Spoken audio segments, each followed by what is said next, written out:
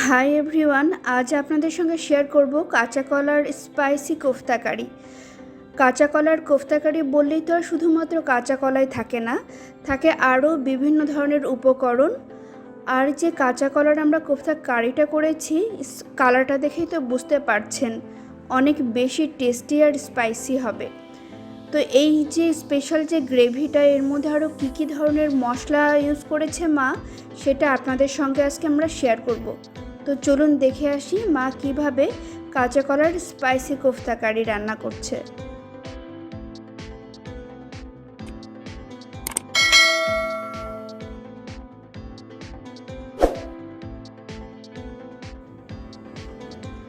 কাঁচা কলার কোফতা করার জন্য কাঁচা কলা তো লাগবেই।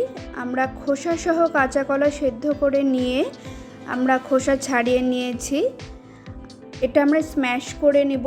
এছাড়াও আর লাগবে ছোলার ডাল বাটা। ছোলার ডাল 4-5 ঘন্টা ভিজিয়ে রেখেছিলাম, তারপর আমরা সুন্দর মতো ব্লেন্ডারে ব্লেন্ড করে নিয়েছি, খুব বেশি মিহি ব্লেন্ড করিনি।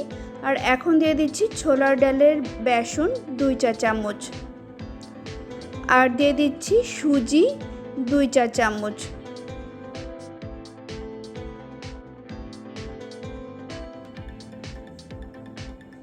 এখন দিয়ে দিচ্ছি 1/2 চা চামচ হলুদ গুঁড়ো,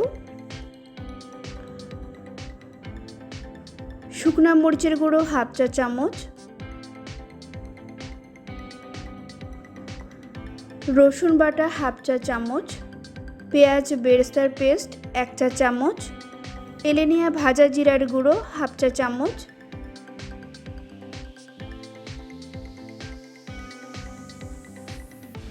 আর এই যে মশলাটা দেখছেন এটা হলো গরম মশলা। আর এখন যে মশলাটা দিলাম এটা হলো সবজি মশলা। এই মশলাটা কোফতার কারি কিংবা কোফতা বানানোর সময় আমরা এটা ইউজ করব। এটার মধ্যে কী উপকরণ দেওয়া আছে সেটা আপনাদের সঙ্গে আমরা ডেসক্রিপশন বক্সে শেয়ার করব। পরিমাণ মতো লবণ দিয়ে দিলাম, আর দিয়ে দিলাম 1/2 চা চামচ আদা বাটা। খুব সুন্দর মতন আমরা এটাকে এখন মেখে নেব। মাখার পরে প্রায় আমরা 1 ঘন্টার মতো রেখে দিব, কারণ এর মধ্যে যেহেতু সুজি দেওয়া আছে, সুজিগুলো একটু ফুলে উঠবে এবং বাইন্ডিংটা আরও ভালো হবে। 1 ঘন্টা পর চলে এসেছি। হাতে হালকা তেল মেখে নিয়ে অথবা হালকা ময়দা মেখে নিয়ে আমরা এখন এটা ডুবো তেলে ভাজবো। আমরা এটা লম্বা পান্তোয়ার শেপ দিয়েছি, আপনারা চাইলে গোল বলের মতন শেপও দিতে পারেন।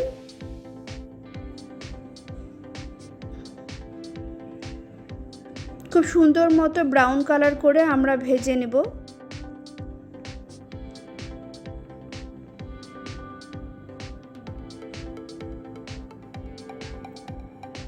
কাঁচা কলার এই কোফতাগুলো এমনিতে কিন্তু খেতে ভীষণ মজা লাগে। আপনি চাইলে বিকেলের স্ন্যাক্স হিসেবেও কিন্তু খেতে পারেন। খালি মুখে গরম গরম এই কাঁচা কলার কোফতা যে এত মজাদার, আপনারা একবার বানিয়ে খেয়ে দেখুন, খেলেই বুঝতে পারবেন।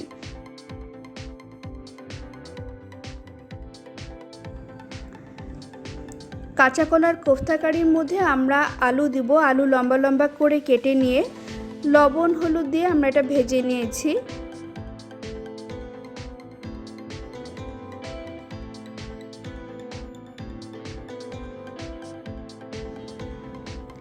এখন আমরা ফোড়নে দিয়ে দিচ্ছি তেজপাতা, শুকনো মরিচ, দারচিনি, 3টে ছোট সাদা এলাচ, কালো বড় এলাচ, আর দিয়ে দিচ্ছি জিরে। খুব সুন্দর মতো ফোড়ন থেকে অ্যারোমা বের হলে আমরা দিয়ে দিচ্ছি কুচনো পেঁয়াজ। পেঁয়াজ ব্রাউন করে ভাজা হতেই দিয়ে দিচ্ছি আদা বাটা হালকা 1 চা চামচ, রসুন বাটা হালকা 1 চা চামচ। আদা রসুনের যাতে কাঁচা গন্ধ না থাকে সেজন্য আমরা একটু কষিয়ে নিচ্ছি।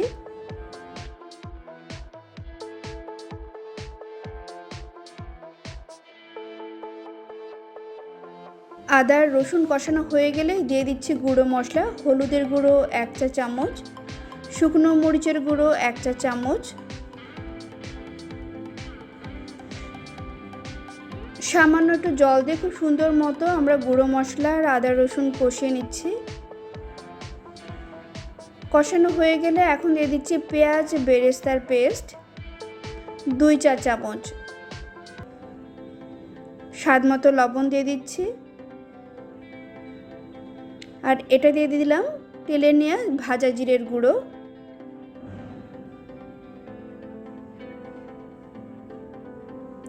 আর এই যে মশলাটা সবজি মশলা, যেটার মধ্যে কী উপকরণ দেয়া আছে সেটা আমি ডেসক্রিপশন বক্সে দিয়ে দিব।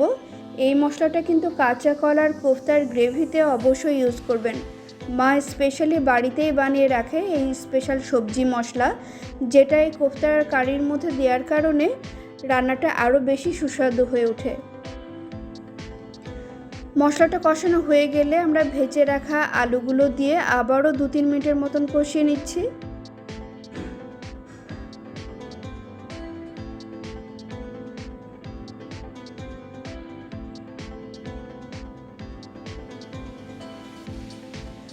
আমাদের আলু কষানো হয়ে গেছে। এখন আমরা যে পরিমাণ গ্রেভি আমরা রাখতে চাই সেই পরিমাণের চাইতে একটু বেশি আমরা জল দিয়ে দিলাম।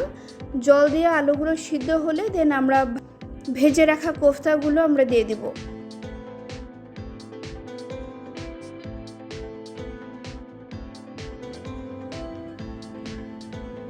আমাদের আলুগুলো খুব সুন্দর মতো সিদ্ধ হয়ে গেছে।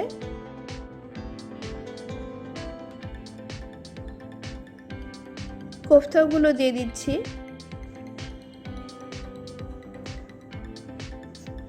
খুব সুন্দর মতন নেড়ে চেড়ে আমরা প্রায় 2 মিনিটের মতন ফুটিয়ে নিব লো আছে।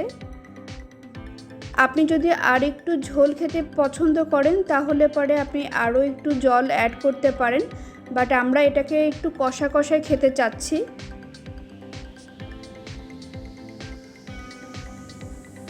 কালারটা খুব সুন্দর এসেছে না? আমাদের এই প্রসেসে রান্না করলে আপনাদের কালারটাও কিন্তু এরকম সুন্দর আসবে।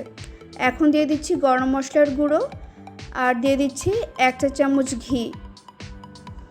এখন চুলার আঁচটা বন্ধ করে নিয়ে আমরা খুব সুন্দর মতো ঘি গরম মশলা নেড়ে চেড়ে ঢাকনা দিয়ে ঢেকে রাখবো 2-3 মিনিটের মতন, তারপর পরিবেশন করব। এই সুন্দর কাঁচা কলার কোফতা কারি আপনি চাইলে রুটির সাথেও খেতে পারেন, লুচির সাথেও খেতে পারেন, গরম ভাতের সাথে তো খুবই ভালো লাগে। তাহলে আপনারাও এই প্রসেসে কাঁচা কলার কোফতা কারিটা বানিয়ে খেয়ে জানান আমাদেরকে কেমন লেগেছে।